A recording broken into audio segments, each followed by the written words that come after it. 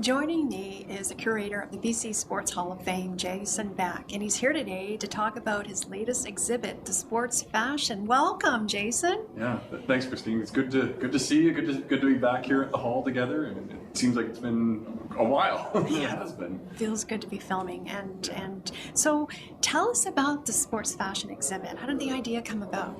Yeah, it's the fastest exhibit we've ever put together.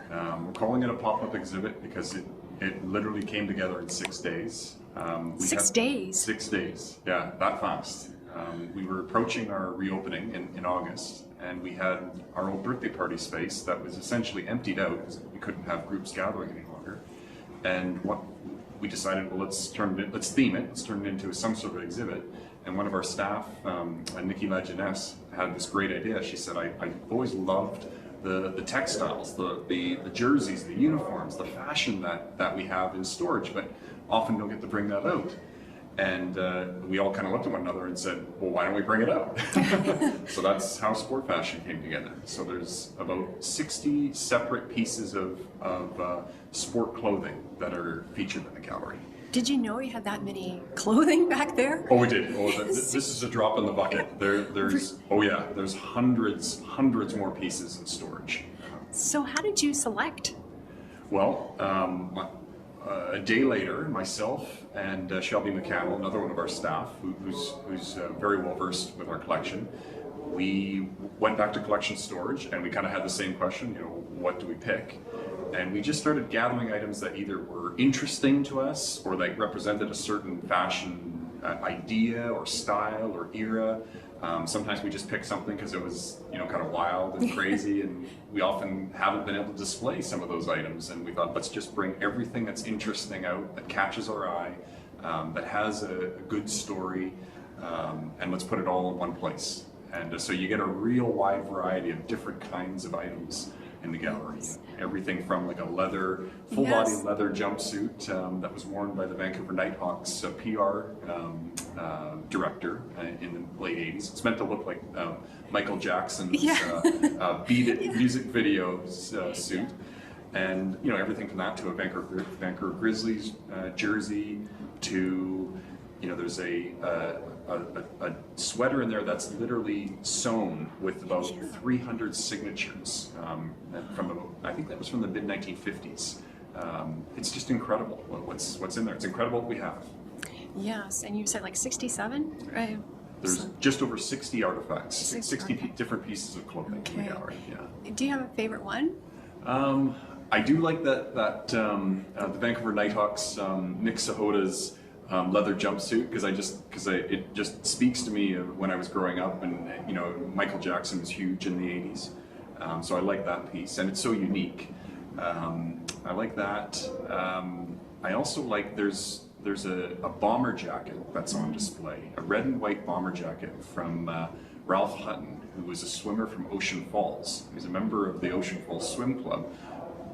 Ocean Falls is a ghost town today, and at the time in the 60s it was a company town that you could only access by boat or by seaplane. There was no roads in, but this small town developed for about 25 years a high number of Canada's top swimmers. They had an indoor pool in town, and Ralph Hutton was one of the top swimmers from Ocean Falls from that period.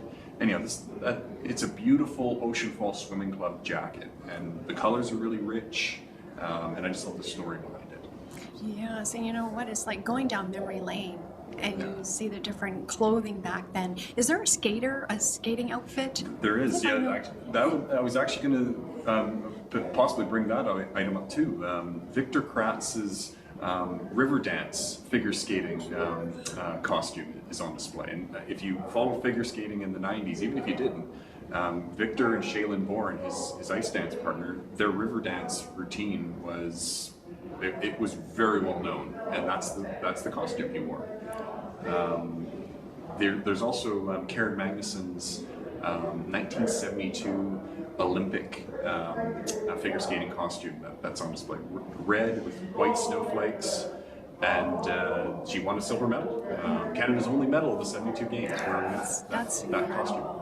Is there a runner outfit, like running? There is. Harry Warren Harry Warren, okay. Harry Warren was a sprinter for Canada in the 1920s and 1930s, and he attended Oxford University. So we have his full Oxford University sprinting strip. It's basically what amounts to a T-shirt with a nice blue and green trim, and a pair of shorts, but long shorts, kind of almost baggy shorts. It's amazing that that's what sprinters. That was your common attire at that time, 1926 to about 1928. And Harry was one of Canada's best sprinters, but it's really representative of that period. It reminds me of Chariots of Fire, yes. And what they were wearing at that time in that movie. And we have another piece that's coming that'll be added to the exhibit from Lynn Kanuka, who's well known in running circles in BC. She has a Soviet era singlet that she traded from a Russian athlete that she competed against, and she plans to bring it down. And she said it's wild. It's from the 80s. She said it belongs in a fashion exhibit. So we're excited for when that comes down to us. I can't wait to see it. Oh, and if people want to check it out, they can come down. And what hours are you open? And your website? We're open 2 days a week right now, Fridays and Saturdays, 10 a.m. to 4 p.m. We're encouraging visitors to book ahead online, but we're accepting walk-up visitors as well. There's lots to see. It's safe. We have a one-way route through the hall now, so it's a little bit of a different experience. But extra cleaning protocols and physical distancing throughout. So it's a completely safe experience. Wonderful. Thank you very much, Jason. No, thank you, Christine. Thanks for having me again. Thank you.